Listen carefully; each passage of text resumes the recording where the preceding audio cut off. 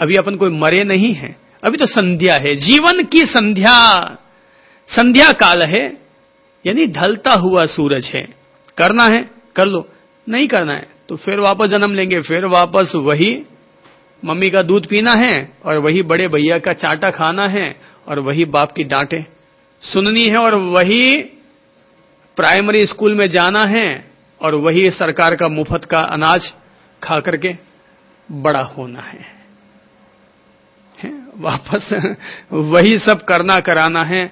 ये तो कुछ लोग होते हैं जो अपने लिए मुक्ति का रास्ता खोल लेते हैं और कुछ लोग होते हैं जो फिर भी अटके हुए रहते हैं। जीवन अल्प है, जीवन में दोनों चीजें साथ साथ चलनी चाहिए, गति और स्थिति। गति भी करते रहो और स्थिति के लिए भी लौटते रहो, अर्थात संसार का भी आनंद लो और सन्यास का भी आनंद लो।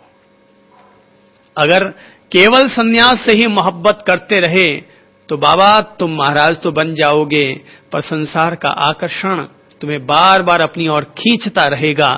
तो मैं तो कहूंगा कि अगर संसार में भी जाना चाहो तो एक दफा संसार में चले जाओ, उसके सुख दुख उठा पटक भोग उपभोग जो करने एक बार कर करा लो, ताकि फिर ये दिल में तमन्नाएं न जगे कि भाई मैं ये नहीं कर पाया, मैं वो नहीं कर पाया। एक बार ले लो भाई, पिकनिक भी मना आओ, हनीमून भी मना लो, थोड़ी डांस वांस भी कर लो, थोड़ी गोटियां भी फिट कर लो, जो जो करने वो कर लो, जो जो मन की तमन्नाएं कर लो।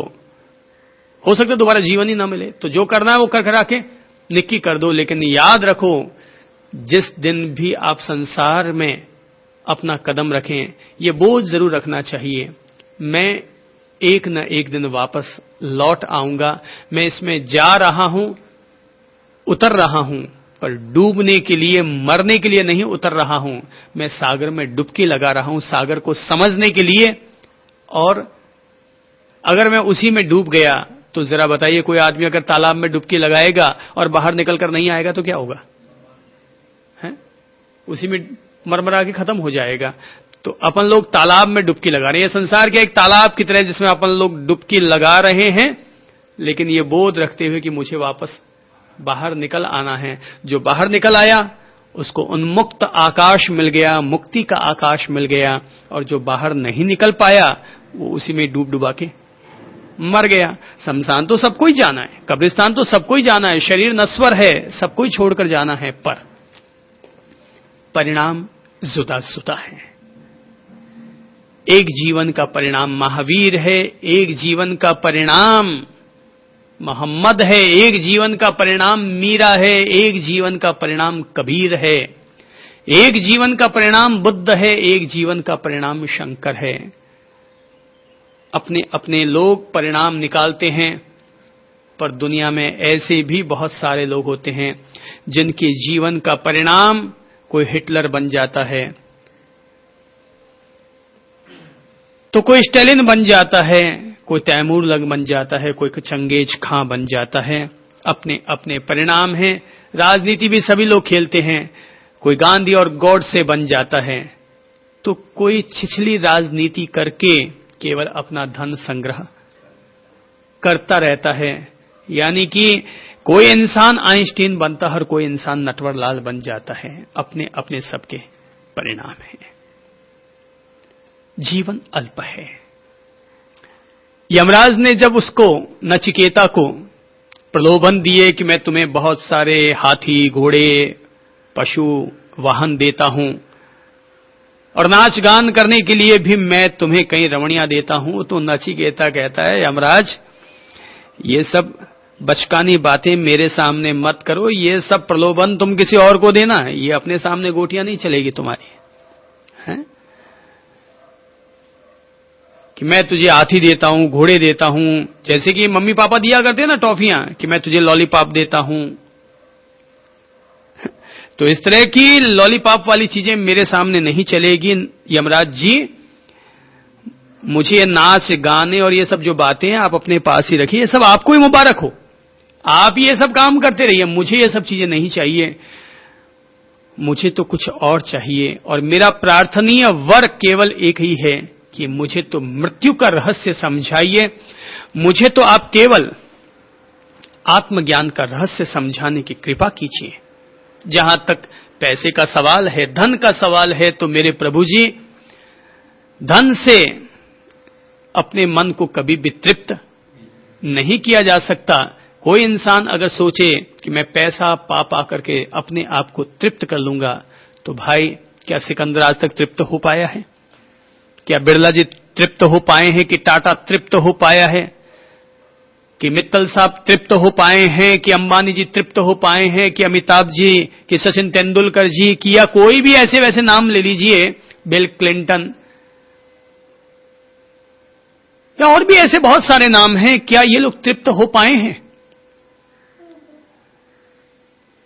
जब तय है कि अतृप्त ही जाना है, तो फिर इंसान को समय रहते समझ लेना चाहिए कि आखिर कोई भी चीज इंसान के साथ जाती नहीं है।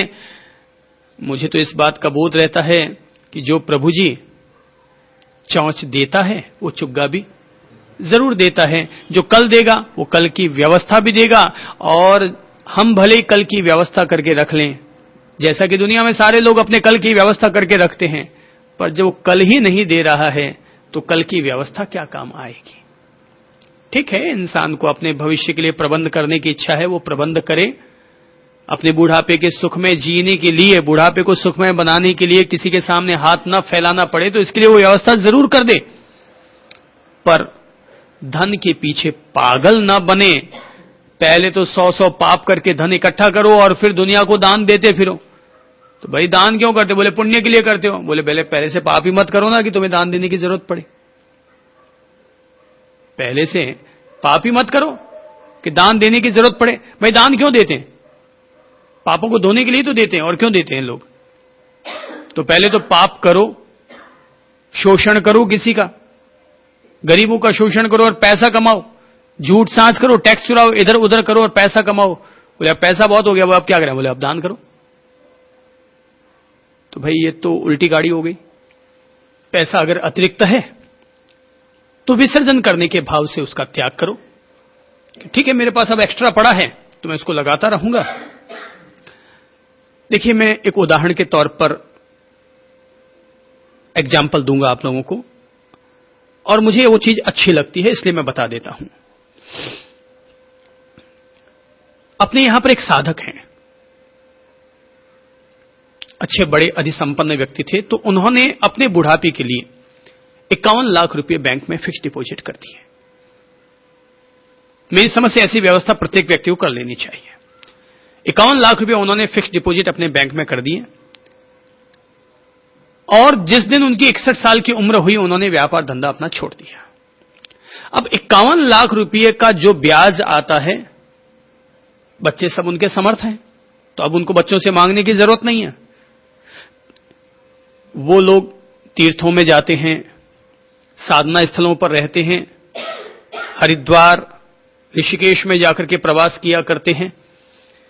तो 51 लाख रुपए का वर्ष का जितना ब्याज आता है, वो साल भर तक उस ब्याज का आनंद लेते हैं, पूरी सुविधा युक्त अपना जीवन जीते हैं, खान पीन रहन सहन सर्व सुविधा युक्त अपना जीवन जीते हैं, कोई तकलीफ नहीं उठाते, और साल भर में जो भी उनको उपयुक्त क्षेत्र लगता है उसमें वो लोग दान देते रहते हैं, खर्चा करते रहते हैं। लेकिन उन्होंने एक नियम बना रखा है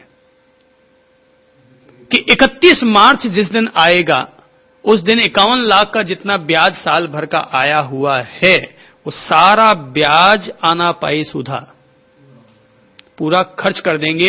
और अगर 30 मार्च की शाम तक लगता है कि इतने पैसे और बच गए तो 31 मार्च को सुबह जाकर गौशाला में दान देकर के आ जाएंगे। 1 अप्रैल को वे अपने पिछले साल के धन का उपभोग या उपयोग नहीं करेंगे, और उन्होंने अपनी ओर से ये लिखा पढ़ी कर रखी है कि 51 लाख रुपए ये मेरे जीवन के प्रबंधन के लिए है, लेकिन जिस दिन मेरा ये शरीर छूट जाए उस दिन ये 51 लाख रुपए चैरिटेबल ट्रस्ट के रूप में स्थापित कर दिए जाएं और दीन दुखियों के गरीबों के लिए काम में लिए जाएं। ये बहुत अच्छी बात है। अभी देखो ना, जीजी साहब ने कमला जी साहब अभी जब रिटायर्ड हुए तो उन्होंने बहुत अच्छा अपनी ओर से ये एक लिखा पढ़ी कर ली, अपना वसीयतनामा टाइप का लिख दिया और उन्होंने ये लिख दिया कि जब तक मैं जीऊं तब तक मेरे धन का मैं अपने हितों के लिए और मानव हितों के लिए उपयोग करती रहूंगी, लेकिन जिस दिन मेरा ये शरीर छूट जाएगा उस दिन के बाद ये सारा धन केवल मानव हितों के लिए ही खर्च कर दिया जाए। तो खुद का भी प्रबंधन हो गया और मानव हितों का भी संरक्षण हो गया। तो ऐसा कुछ न कुछ अपन लोगों के द्वारा होते रहना चाहिए। ऐसी जागरूकता अगर अपन रखेंगे तब तो कहा जाएगा भाई हमने धर्म से कुछ सीखा, अपने ममत्व का कुछ हमने त्याग किया, अपने मोह का, अपनी मूर्छाओं का, अपने मिथ्यात्व का, अपनी आसक्तियों का हमने किसी हद तक हम त्याग करने में सफल हो पाए। बाकी धर्म की मोटी बातों को बोलने से और सुनने से क्या होगा? केवल अच्छी बातें, मुक्ति की अच्छी बातें सुनने से तो कोई व्यक्ति मुक्त हो नहीं सकता। हमें अगर मुक्त होना है तो हमें मुक्ति के लिए भले 2 कदम ही सही, लेकिन हमेशा बढ़ाते रहने के प्रति जागरूक रहना चाहिए। ठीक है, आज नहीं तो कल परिणाम आएगा, कल नहीं तो परसों परिणाम आएगा। पत्थर भी आखिर लुढ़कते लुढ़कते गोल हो जाया करता है। माना कि पानी व्यर्थ ही बहा करता है, पर अगर उसी पानी को हम लोग संग्रह करके और एक धार से अगर बहाएं तो उसी पानी से ही बिजली पैदा हो जाया करती है। मनुष्य के शरीर की औकात बहुत सामान्य है। अपन लोग कोई यमराज है नहीं, कोई भगवान के रूप में अवतार लिए हुए नहीं है कि जो अपन कह सके अपन लोगों की कोई बहुत बड़ी ताकत होगी। अपन लोग एक सामान्य प्राणी हैं, सामान्य इंसान हैं और सामान्य रूप में अपन सब लोगों ने जन्म लिया है। पर यह बोझ जरूर रखना चाहिए कि मुझे अपने जीवन में अपनी मुक्ति के प्रबंध के लिए जरूर निश्चित तौर पर आगे बढ़ते रहना चाहिए। आत्मज्ञान का रहस्य मैं समझ जाऊं तो अच्छा, मुक्ति का रहस्य मैं समझ जाऊं तो अच्छा, भले ही मेरा अगला जन्म हो या न हो, पर इतना जरूर बोध रखेंगे कि हम अपने हर साल में, खास तौर पर अब भी संध्या है, लौट चलो, अगर हमारे जीवन की ढलती उम्र है तब भी हम प्रयत्न करेंगे कि हम अपने शेष जीवन को कैसे धन्य कर सकें, कैसे सार्थक कर सकें। हमने अब तक जितने कदम जिंदगी के बढ़ाए हैं, जिए हैं, उनमें से कितने कदम संसार के लिए गए और कितने कदम भगवान के लिए गए, हमें मूल्यांकन करना होगा। जो लोग मूल्यांकन करेंगे वे लोग आज नहीं तो कल नचिकेता बन ही जाएंगे, और जो ऐसा नहीं कर पाएंगे वो नचिकेता नहीं, वो केवल ययाति बन करके दुनिया में जिएंगे और यही मरमरा करके पूरे हो जाएंगे। हम लोगों को ज्ञान का दीप, बोध का दीप, प्रज्ञा और समझ का दीप अपने भीतर रखना चाहिए।